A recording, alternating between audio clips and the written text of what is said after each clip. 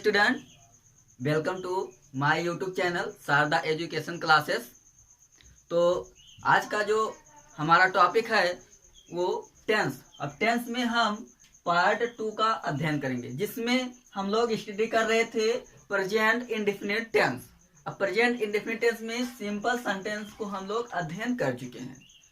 इसमें सेकंड इसका जो आता है आपका निगेटिव सेंटेंस, यानी आपका प्रेजेंट इंडेफिनिट टेंस के निगेटिव सेंटेंस का हम लोग आज अध्ययन करेंगे। अगर कोई सेंटेंस आ जाता है निगेटिव सेंटेंस का, तो उसका ट्रांसलेट हम कैसे करेंगे, तो स्टेप बाय स्टेप हम चलेंगे एक एक रूल करके। ठीक, यानी आप समझेंगे कि निगेटिव सेंटेंस, ठीक, यानी निगेटिव सेंटेंस इसे कहते हैं हम नकारात्मक वाक्य। ठीक, नकारात्मक अर्थात जब किसी कार्य को नकारा जाए, यानी जब किसी कार्य को क्या किया जाए, नकार दिया जाए, अर्थात जो कर्ता होगा, जो सब्जेक्ट होगा, उसके द्वारा किसी कार्य को नकारा जाएगा। ठीक, तो वो आपका होगा निगेटिव सेंटेंस।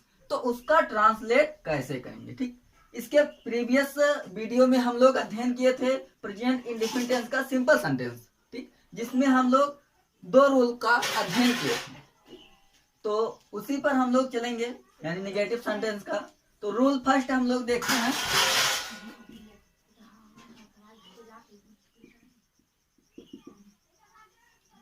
रूल फर्स्ट एक एक करके देखेंगे। ही, सी, इट तथा सिंगुलर सब्जेक्ट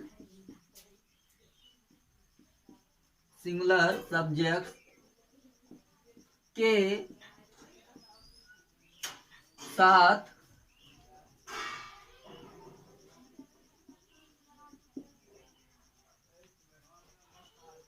हेल्पिंग वर्ब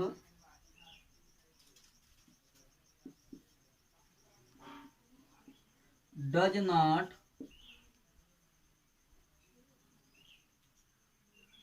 का प्रयोग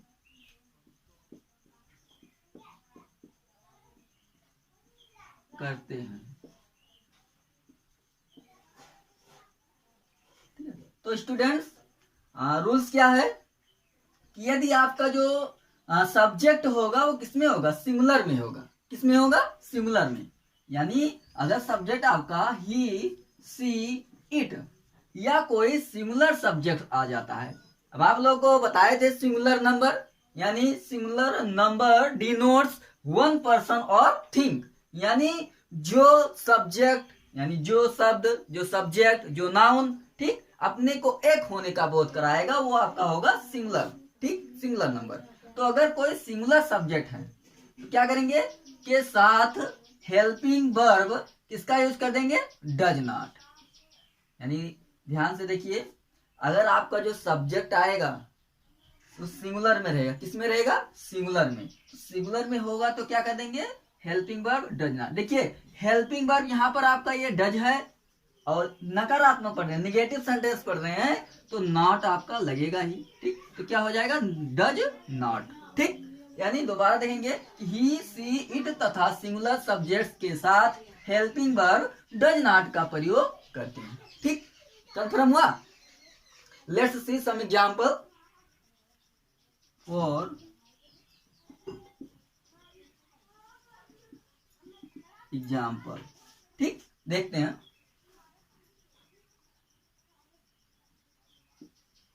वह कक्षा में शोर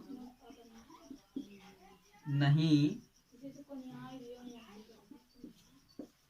मचाते हैं। ठीक, यानी आपके सामने एग्जाम्पल है कि वह कक्षा में शोर नहीं मचाते हैं। ठीक, तो अब देखना है, ध्यान से देखिए, आप लोगों को ट्रांसलेट करना है इंग्लिश में।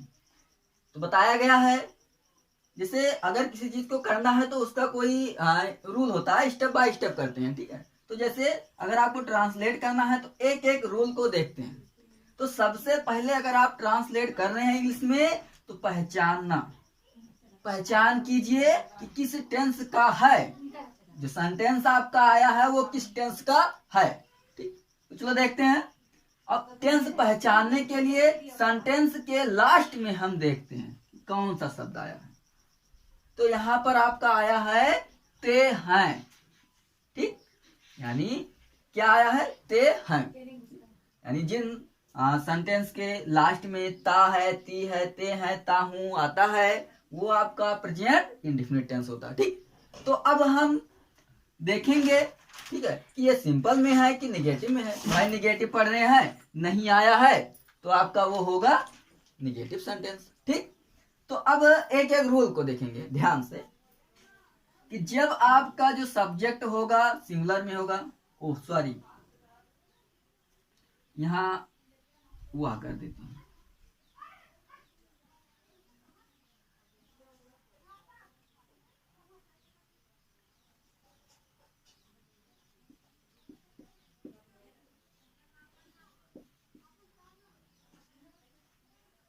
सॉरी थोड़ा मिस्टेक हो गया था। वह कक्षा में शोर नहीं मचाता है। तो अब सब्जेक्ट खोजेंगे, सब्जेक्ट कौन है, वो कौन सी क्रिया कर रहा है, शोर मचाना का। ठीक, तो सबसे पहले लिखा क्या जाता है, सब्जेक्ट। तो सब्जेक्ट कौन, ही। ठीक, अब इसमें लगाना हमें डज नॉट। क्यों लगेगा, पता है कि सब्जेक्ट किस में है, सिंगुलर में है। तो सिंगुलर में है तो क्या लगेगा, डज नॉट, डज नॉट। ठीक, कौन सी क्रिया कर रहा है, शोर मचाना। शोर मचाना का क्या होता है, मेक अ नॉइस। ठीक, अब देखिए और एक चीज आया है, कहां मचाता है, तो कक्षा में, तो इन दी क्लास रूम। ठीक, चलो दूसरा एग्जांपल देखते हैं।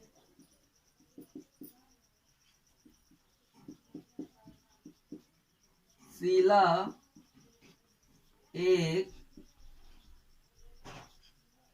मधुर गीत नहीं गाती है। ठीक, तो शीला एक मधुर गीत नहीं गाती है। फिर वही बात आप लोग रिकॉल कीजिए कि अगर आप ट्रांसलेट बना रहे हैं इंग्लिश में तो सबसे पहले टेंस को पहचानते हैं। पहचानिए, इसमें क्या है, ती है। ठीक, तो ती है यानी ता है, ती है, ते है, ये सब आएगा तो आपका प्रेजेंट इंडेफिनिट टेंस होगा। ठीक, अब सबसे पहले देखेंगे इसमें सब्जेक्ट कौन है। ठीक, तो कौन एक गीत नहीं गाती है, शीला। शीला आपका क्या हुआ, सब्जेक्ट हुआ। तो एट फर्स्ट हम सब्जेक्ट लिखेंगे, शीला। देखिए हम पढ़ रहे हैं अभी, फर्स्ट रूल पढ़ रहे हैं कि जब आपका सिंगुलर सब्जेक्ट कोई आएगा किसके रूप में, सब्जेक्ट के रूप में, तो हम हेल्पिंग वर्ब डज नॉट का प्रयोग कर देंगे। शीला ये सिंगुलर में है, अपने को एक होने का बोध करा रही है, तो क्या लगाएगा, क्या लगेगा आपका, शीला डज नॉट। कौन सी क्रिया कर रहे हैं, गाने का। गाने का क्या होता है, सिंग। इसके बाद अब क्या गा रही है वो देखना है, एक मधुर गीत। तो शीला डज नॉट सिंग अ, मधुर का लिखेंगे हम लोग स्वीट, तो आ स्वीट सॉन्ग। ठीक, यानी अब देखिए इसके प्रीवियस में, यानी हम सिंपल सेंटेंस में हमारा जो एक रूल था कि जब आपका सब्जेक्ट सिंगुलर में रहता था यानी एक वचन में रहता था तो वर्ब के अंत में एस जोड़ देते थे। ठीक, लेकिन देखिए जब आप निगेटिव सेंटेंस बनाना स्टार्ट करेंगे, निगेटिव सेंटेंस में प्रवेश करेंगे, तो वहां पर जो एस लगता था वो नहीं लगेगा। ठीक, यानी जो आपका एस लगने का जो प्रोग्राम है, जो कार्यक्रम है, ठीक है, जो रूल है, वो आपका केवल सिंपल सेंटेंस में लगता है। ठीक, जैसे आपका निगेटिव सेंटेंस में आप पहुंच जाएंगे वो आपका नहीं लगेगा। तो ये आपका पहला रूल था कि जब आपका सब्जेक्ट सिंगुलर में होगा, एक वचन में होगा, तो हेल्पिंग वर्ब किसका यूज कर देंगे, डज नॉट का यूज करेंगे। ठीक, तो चलो देखते हैं दूसरा एग्जाम्पल। दूसरा रूल, आपका दूसरा रूल क्या है,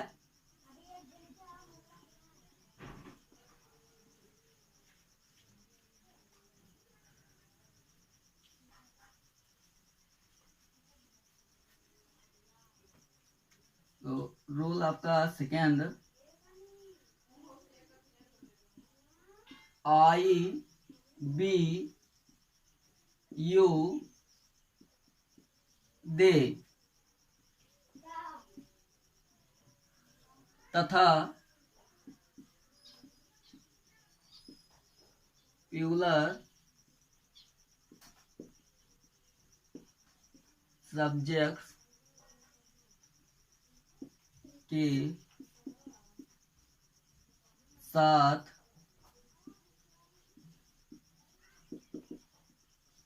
हेल्पिंग वर्ब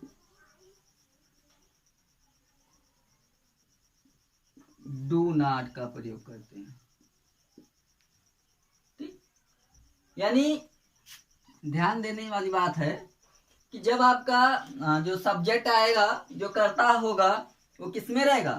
प्लूरल नंबर, यानी प्लूरल सब्जेक्ट यानी प्लूरल नंबर यानी बहुवचन। यानी जो आपका सब्जेक्ट होगा वो अपने को एक से अधिक होने का बोध कराएगा कि मैं एक नहीं हूँ, एक से अधिक हूँ। ठीक, तो वहां पर वो होगा बहुवचन। यानी जैसे मान लीजिए आई मतलब मैं, वी मतलब हम, यू मतलब तुम, दे मतलब वह, और जो भी प्लूरल सब्जेक्ट्स आ जाए, ठीक है, तो उसके साथ हेल्पिंग वर्ब किसका यूज करेंगे? डू नॉट का यूज करेंगे। ठीक, चलो देखते हैं एग्जाम्पल। फॉर एग्जाम्पल, ठीक, तो एग्जाम्पल देखते हैं।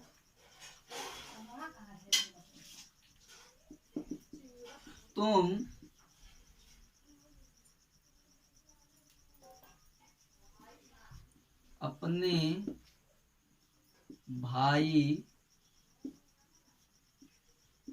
अपने भाई को नहीं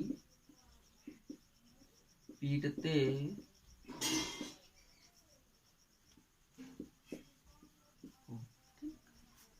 तो एग्जाम्पल आप लोग के सामने है। सेंटेंस क्या है कि तुम अपने भाई को नहीं पीटते हो, निगेटिव सेंटेंस है। अब पहचानेंगे लास्ट में क्या आया है? ते हो, यानी आप लोगों को बताया गया है कि जिन सेंटेंस के लास्ट में, जिन वाक्यों के अंत में ता है, ती है, ते है, ता हूं ये आएगा, ठीक है, तो आपका प्रेजेंट इंडेफिनिट टेंस होगा। अब उसमें आपका प्रेजेंट इंडेफिनिट टेंस के निगेटिव सेंटेंस हम लोग पढ़ रहे हैं, तो ट्रांसलेट बनाएंगे तो सबसे पहले हम लिखते हैं सब्जेक्ट। तो सब्जेक्ट कौन है यहाँ पर? यानी ये भी हम बताए हैं, अगर आप सब्जेक्ट नहीं पहचान पा रहे हैं, कंफर्म नहीं हो पा रहे हैं कि कौन सब्जेक्ट है, तो वर्ब में हम क्या करेंगे? कौन का उच्चारण करेंगे। यानी जैसे तुम अपने भाई को नहीं पीटते हो, तो कौन नहीं पीटता है? तुम।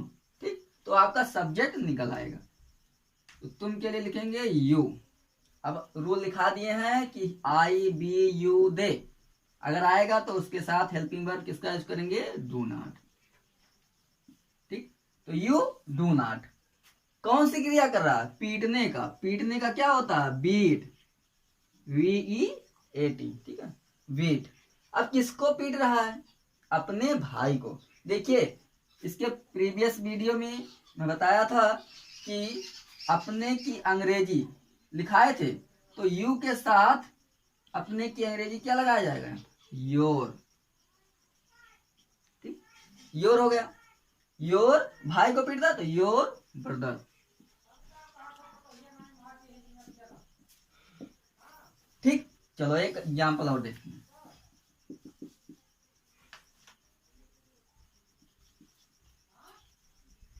एक दूसरा देखते हैं बढ़िया। शरारती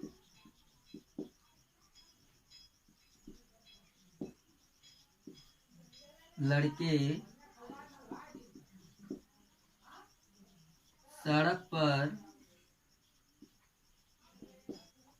नहीं दौड़ते हैं। ठीक, तो सेंटेंस क्या है कि शरारती लड़के सड़क पर नहीं दौड़ते हैं। ठीक, तो इसमें वही काम देखिए आप लोग लास्ट में पहचानिए। ता है, ती है, ते आ रहा आपका, तो प्रेजेंट इंडेफिनिट टेंस है, नहीं है आपका निगेटिव सेंटेंस होगा। तो सबसे पहले एट फर्स्ट हम लिखेंगे सब्जेक्ट। तो कौन नहीं दौड़ते हैं? शरारती लड़के, ये तो हुआ सब्जेक्ट। शरारती लड़के, यानी शरारती हो सके हैं, दुष्ट भी कह सकते हैं उसको, ठीक। तो इसका होता है naughty, naughty, NAUGST, naughty boys. अब देखिए यहाँ पर लड़के, ठीक है, एक लड़का नहीं है, लड़के बॉयज, ठीक, यानी एक से अधिक लड़के हैं। वो आपका है प्यूलर में, बहुवचन में। तो बहुवचन है तो किसका यूज कर देंगे, डू नॉट, ठीक। कौन सी क्रिया कर रहे हैं, दौड़ने का। दौड़ने का क्या होता है, रन, RUN, ठीक। रन, कहाँ दौड़ रहे हैं, सड़क पर, तो ऑन दी रोड।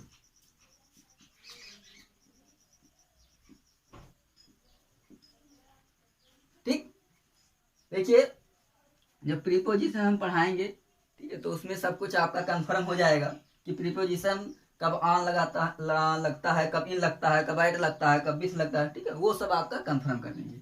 चलिए एक एग्जाम्पल और देखते हैं।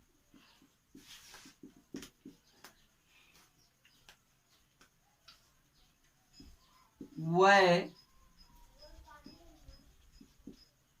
अपना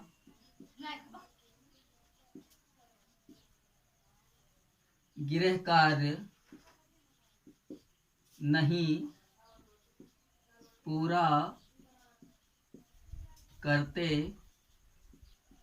हैं। वह अपना गृह कार्य नहीं पूरा करते हैं, ठीक है। तो फिर वही बात, ते हैं, ता है, ये सब आ रहा है, आपका प्रेजेंट इंडेफिनिट टेंस है। तो सबसे पहले हम सब्जेक्ट लिखेंगे। सब्जेक्ट कौन है, दे, यानी वह का क्या लिखा जाता है, दे। फिर लगाएंगे क्या, डू नॉट, ठीक। कौन सी क्रिया हो रहा है, पूरा करने का, क्या होता है, कंप्लीट, कंप्लीट। क्या पूरा नहीं कर रहे हैं, अपना गृह कार्य। तो अपने के लिए देखिए लगाए, यहाँ लिखाए थे कि दे के साथ किसका यूज होता है, दियर, दियर, गृह कार्य, होमवर्क, ठीक, ओके। तो दो आपका रूल्स हो गया, यानी फर्स्ट आपका रूल्स था कि अगर आपका जो सब्जेक्ट है वो सिंगुलर नंबर में है, यानी जो सब्जेक्ट आएगा वो एक वचन में आएगा, तो उसके साथ डज नॉट का यूज कर देंगे। और दूसरा रूल आपका है कि जब आपका सब्जेक्ट IBU दे तथा प्लूरल सब्जेक्ट में होगा, यानी बहुवचन में होगा, तो उसके साथ डू नॉट का प्रयोग करेंगे, ठीक। और इसके बाद एक और एग्जाम्पल है, उसे देख लेते हैं, यानी एक रूल्स है, सॉरी, एक और रूल्स है तीसरा, उसको देख लेते हैं, ठीक। वो कैसा है आपका, चलिए देखते हैं।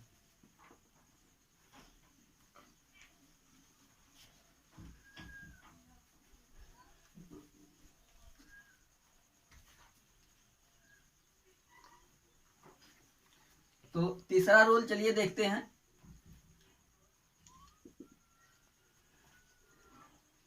यदि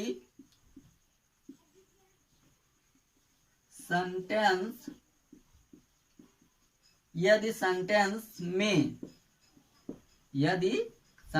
में कभी नहीं आया हो तो उसके लिए नेवर का प्रयोग करते हैं, ठीक। यानी जो आपका तीसरा रूल्स है, वो रूल्स क्या है कि यदि आपके सेंटेंस में, यानी किसी सेंटेंस में अगर क्या आ जाए, कभी नहीं, ठीक, यानी अगर आपके निगेटिव सेंटेंस में अगर कभी नहीं आया हो, ठीक है, तो उसके लिए ना तो हम डू नॉट लगाएंगे, ना डज नॉट, किसका यूज कर देंगे, नेवर का। यानी वो आपका जो सेंटेंस है उसमें जो आपका सब्जेक्ट होगा वो चाहे आपका सिंगुलर में हो या प्लूरल में हो, ठीक। यानी अगर वो चाहे आपका सिंगुलर में हो चाहे प्लूरल में हो, लगेगा तो लगेगा केवल क्या लगेगा, नेवर लगेगा। ठीक है, यानी ना तो डू नॉट लगाएंगे ना डज नॉट। ठीक, तो यूज किसका करेंगे, नेवर का। चलिए एग्जाम्पल देखते हैं, अभी समझ में आ जाएगा। फॉर एग्जाम्पल, ठीक, तो एग्जाम्पल देखते हैं। तुम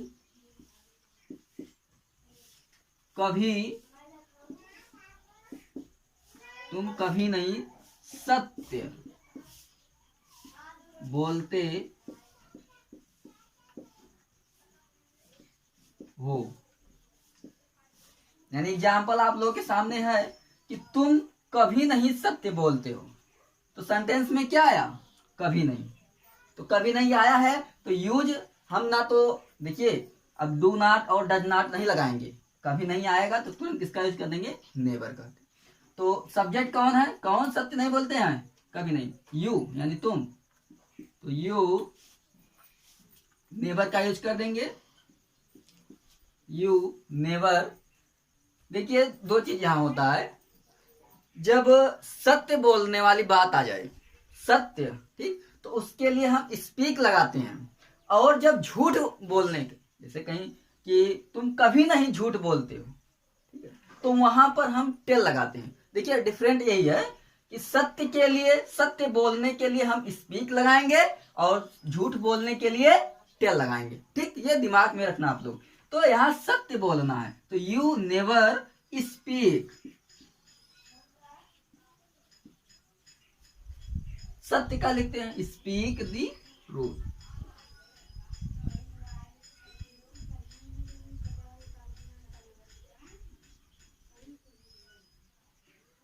TRUTH। ठीक, देखिए अब यही रहेगा, यानी अगर सत्य बोलना है, ठीक है, सत्य के लिए हम किसका यूज कर देंगे, स्पीक का। ठीक, अगर यहीं पे झूठ बोलना होता तो टेल का यूज कर देंगे। चलिए एक एग्जांपल और देखते हैं। तुम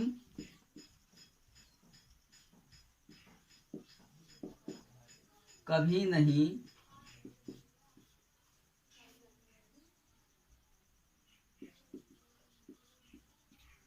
स्कूल जाते हो।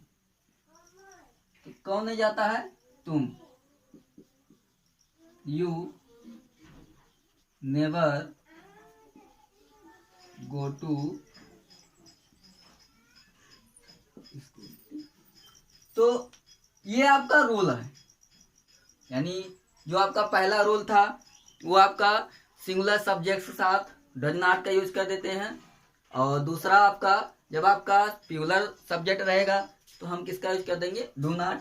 और यदि कभी अगर सेंटेंस में, ठीक है, कभी नहीं आया है तो उसके लिए हम नेवर का यूज कर देंगे। ठीक, तो आइए हम लोग स्ट्रक्चर बनाते हैं। यानी स्ट्रक्चर के माध्यम से, स्ट्रक्चर क्यों बनाया जाता है, इसलिए बनाया जाता है कि आप सब्जेक्ट कब लिखेंगे, कब आपका वर्ब लिखा जाएगा, कब हेल्पिंग वर्ब लिखा जाएगा, कब ऑब्जेक्ट लिखा जाएगा, वो कंफर्म हो जाता है। ठीक, तो चलिए देखते हैं स्ट्रक्चर।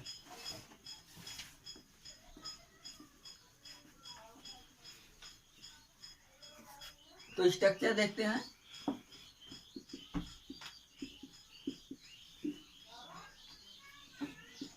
तो सबसे पहले लिखा जाता है सब्जेक्ट, इसके बाद यूज करते हैं डू या डज, इसके बाद नॉट, और फिर वर्ब की फर्स्ट फॉर्म, और फिर इसके बाद जो भी बचेगा अदर वर्ड। यानी ये आपका स्ट्रक्चर, इस स्ट्रक्चर के माध्यम से अगर आप लोग ट्रांसलेट बनाएंगे तो गलती नहीं होगी। बस केवल आपको ये ध्यान देना है कि सब्जेक्ट किस रूप में आ रहा है, सिंगुलर में आ रहा है कि प्लूरल में आ रहा है, वो देखना है। इसके बाद आपको क्या करना है, सब्जेक्ट के अनुसार डू या डज लगा देना है, नॉट तो आपका लगेगा ही, वर्ब की फर्स्ट फॉर्म लगा देना है, और इसके बाद जो बचेगा आपका अदर वर्ड। ठीक, तो ये आपका स्ट्रक्चर था। तो जो आज का टॉपिक है, आज का जो वीडियो, यहीं पे हम लोग एंड करते हैं।